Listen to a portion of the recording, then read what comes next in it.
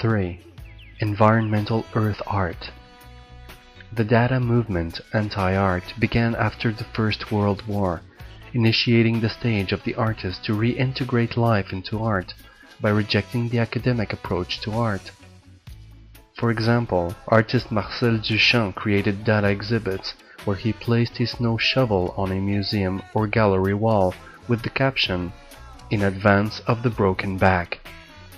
This is similar to concept art, in that it is dealing with livingness, playing with traditional mind through decontexted placement of everyday environmental objects. The other side of Dadaism is environmental modification or environmental art. In some ways, this approach builds on the tradition of garden art or garden sculptures, with roots in Chinese, European, and Indian landscape art.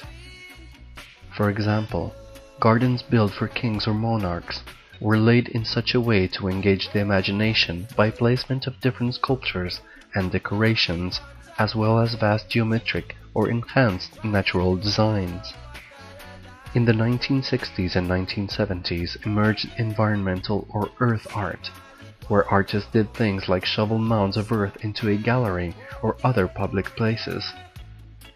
In the 1960s, outdoor sculpture, which had always been a traditional art form, evolved into large industrial-scale abstractions set in courtyards of imposing glass-encased skyscrapers. One of the popular slogans among the artists in the 1970s was "Art is anything you can get away with." In the early 1970s, artist and helium millionaire Stanley Marsh III created a new form of environmental earth art on his property in Texas. Marsh and friends created Cadillac Ranch by burying 10 fishtail Cadillacs halfway into the ground with the back half sticking out. Each of the cars faced west, reportedly at the same angle as the Cheops pyramids in Egypt. This created a dramatic effect on the flat Texas landscape. Another example of an environmental artist is Christo Vladimirov Javachev, a Bulgarian artist noted for wrapping plastic over nature, including a big cliff on the English Channel. In the early 1970s, Christo created the Big Fence projected in San Francisco, where he and fellow artists constructed a fence that ran for miles in Marin and Sonoma counties. Many of his projects were too monumental to carry out, so he displayed drawings of environmental art proposals. One of these proposals was to cover the entire Dover coast of England in plastic. It appeared that Christo intended to break out of any conceptual definition of art, i.e. sculpture and painting. Around this time also emerged billboard art, where people would buy large billboard space, usually overlooking freeways or in cities, and put up strange slogans or images. One notable example of this type of art is John Lennon and Yoko Ono, who in 1969 bought space for a billboard in Times Square with the message, "War is over if you want it." The 1970s also saw the emergence of graffiti art, where artists used spray paint as a medium to cover large surfaces in the urban environment. Most graffiti artists remain anonymous and work primarily in urban areas, particularly in subway trains and buildings.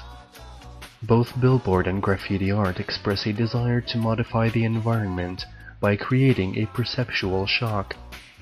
With graffiti art, we are dealing often with guerrilla artists who like to leave their mark in public places, using spray paint to create outrageous forms of expression. These paintings are often skillful and imaginative, brightening up otherwise dull sections of the urban jungle, though building owners might think different. A common style pervades graffiti art, whether it is seen in Brazil, San Francisco, or London. As an art form, graffiti art provides an outlet for the anonymous individual to release a sense of oppression of being an exploited consumer in an urban setting. The revolt against the oppressive anonymity of global industrial civilization strikes to the root of the purpose of being human. On the one hand, the artist uses him or herself as the medium of art, and the environment as the context.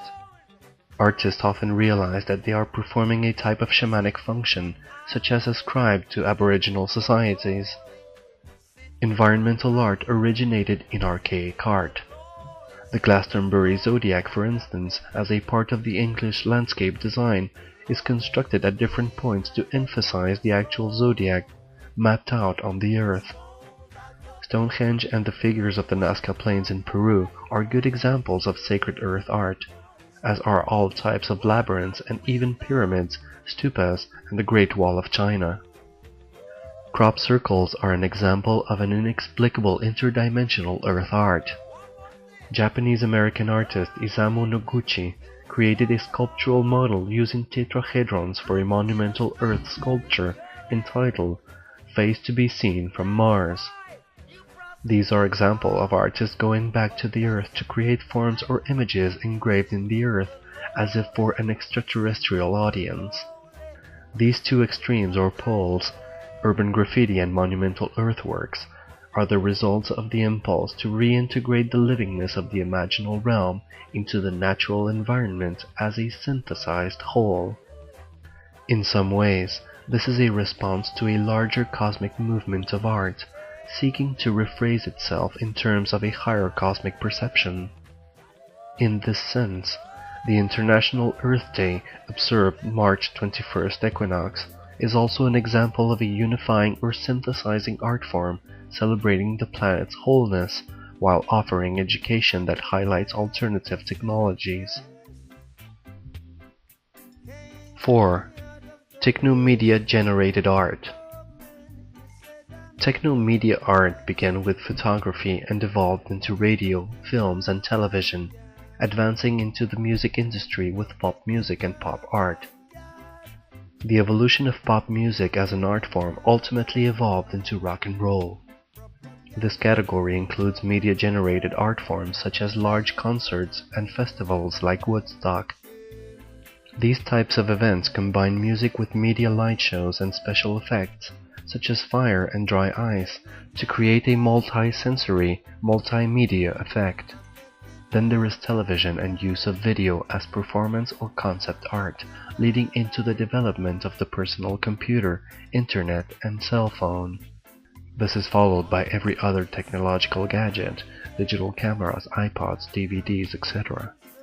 In this late stage where we now find ourselves, we have reached the maximum potential of individualism in art. This stage is exemplified in social networking websites, where people project themselves into a virtual reality space that includes their likes, dislikes, photos of themselves and pictures of their friends, music they like, blogs, and so on.